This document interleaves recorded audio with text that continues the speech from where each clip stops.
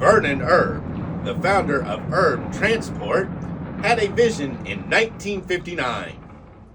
Always wanting to be a truck driver, Vernon purchased his first dump truck in June 1959 and contracted to haul gravel for the construction of the Ontario Provincial Highway.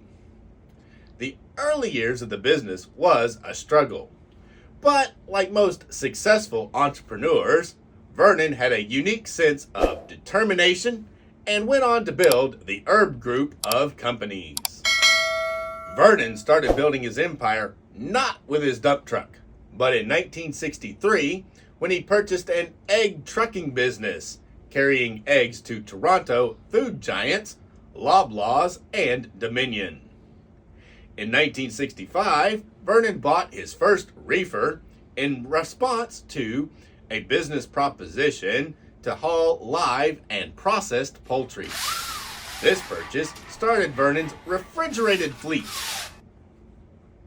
Vernon needed more territory, so in 1970, he was able to purchase an unrestricted PCV license. This license gave ERB Transport authorization to carry refrigerated goods throughout Ontario. In 1980, ERB became an international company by acquiring a limited PCV license to haul meats into the U.S. ERB was about to become a leader in transportation in the computer age by installing its first Burroughs B90 computer in 1981. Then, in 1986, an IBM System 38. And in 1996, an IBM AS400. By purchasing Ottawa-based trucking firm Lawyer Transport Limited in 1986, ERB acquired a license to ship refrigerated goods to Quebec. 1991, ERB and J.M. Schneider Inc., JMS, agreed to use EDI, Electronic Data Interchange, to change the way that they did business with each other.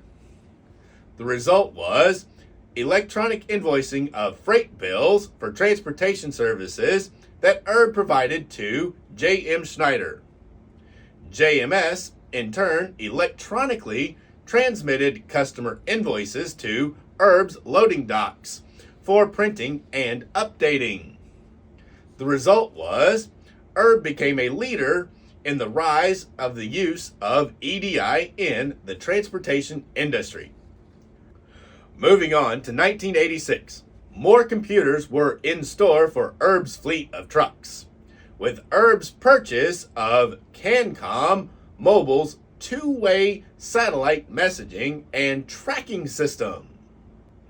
ERB then became the first Canadian fleet to install CanCom's new enhanced display unit. Today, 100% of ERB International Inc.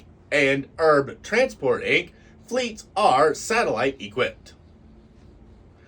ERB continued to expand its service areas, adding in January 2010 a terminal in Winnipeg to service Western Canada. Started as a family-owned business, ERB is still a privately owned business whose reputation has been built on service, satisfaction, and success. The ERB group of companies now includes the original company, ERB Transport Limited, a less than truckload and truckload transportation and distribution company. ERB International Inc. is primarily a truckload operation covering all 48 American states from terminals in Canada and Pennsylvania. ERB Transport Inc. in Elverson, Pennsylvania is a regional truckload carrier serving the Mid-Atlantic region of the U.S. ERB Dedicated Services started in 1997 with emergency expedite and courier service. Since the founding in 1959, ERB has evolved into one of North America's largest privately owned refrigerated transportation companies. The dedication and expertise of ERB's employees and owner-operators has enabled ERB to expand and develop far beyond Vernon's original vision. Starting with one truck, a dump truck no less, Vernon Erb and his wife and co-founder Viola built the foundation for his company. Little did they know how big his company would grow. Today, his company is composed of 1,500 employees and owner-operators. To anticipate and meet ERB's customer needs, ERB has over 700 power units and 1,000 refrigerated trailers. Headquartered in New Hamburg, Ontario, Canada, ERB has terminals across Canada and a U.S. terminal in Elverson, Pennsylvania. Would you use ERB Transport to carry your refrigerated freight? Now, let's head on over to the Rock Quarry and take a look at the co-op release for ERB Transport. I also have a limited number of these available on my site, while the link is still below. And here we go, guys. This is the Kenworth K100 pulling a 53-foot reefer trailer for ERB Transport of Canada. It's a 64 scale DCP by first gear semi, and it comes in the standard box with the 2-piece blister.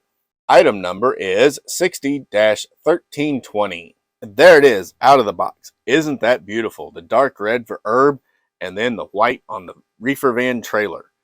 Really, really sharp unit. Start off here with the trailer. You can see it is the standard utility 53-foot trailer. It is set up as a reefer with a carrier reefer on the front, and it is painted white with the red underside and the little red stripe underneath for ERB Transport to meet their paint scheme. Tandems are 10-hole chromes with soft rubber tires, and then it has black mud flaps. Also, it has the marker lights all across the top and back here. Marker lights, and then the big ERB Transport logo. Curbside, just about like the driver's side, with the big ERB lettering on it. Underneath, you can see it has the Utility 3000R logo right there. This is a heavy trailer, that's why I'm having to use both hands on it.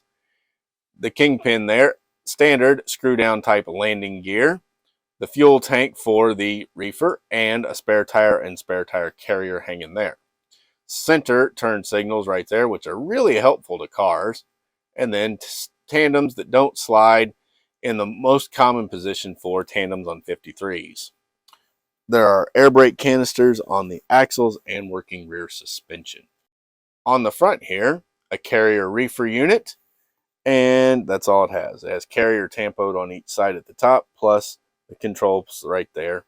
And then underneath it, it has the place where your airlines would hook up.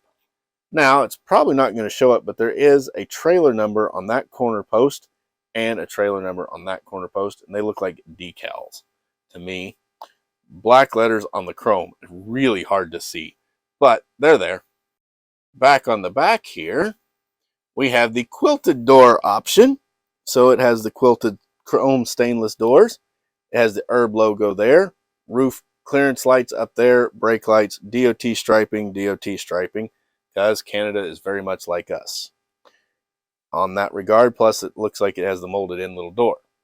The doors do open to reveal the refrigerated interior, which has a metal floor and then the fiberglass walls, painted silver and white respectively.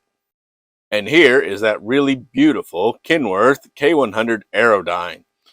It has the ERB Transport, New Hamburg, Ontario, tampoed right there, a truck number up there.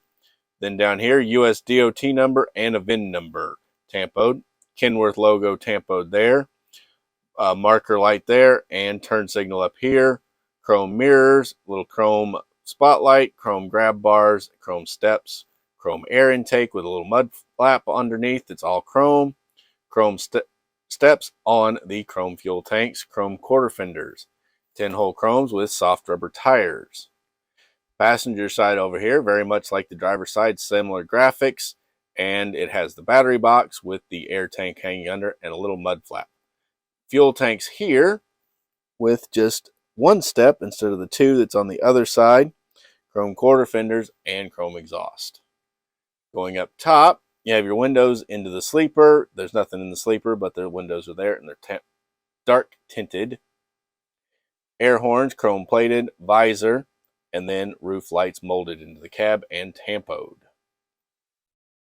A unique feature on this guy is it has the twin exhaust. That's normal, but look, the air intakes don't go all the way up above the Aerodyne. They're a little shorter, more like for the flat top sleeper, which kind of makes them look a little too short on this cab, but they look really nice.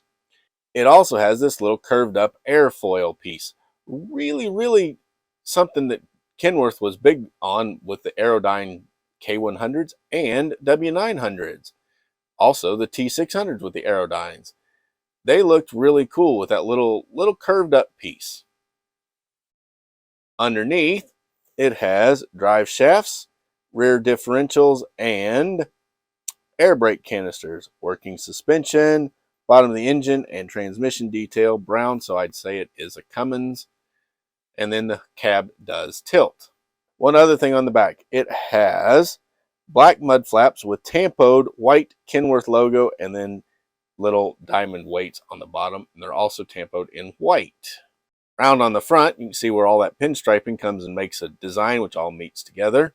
Kenworth logo tampoed on the grille, tapered ends on each of the bumpers, and then it has dual headlights, individual jewel style in each of the chrome bezels. Steering is positionable on this guy and front spring suspension. Also, hard plastic front windows with a detailed interior of seats and dashboard steering wheel. Really nice truck.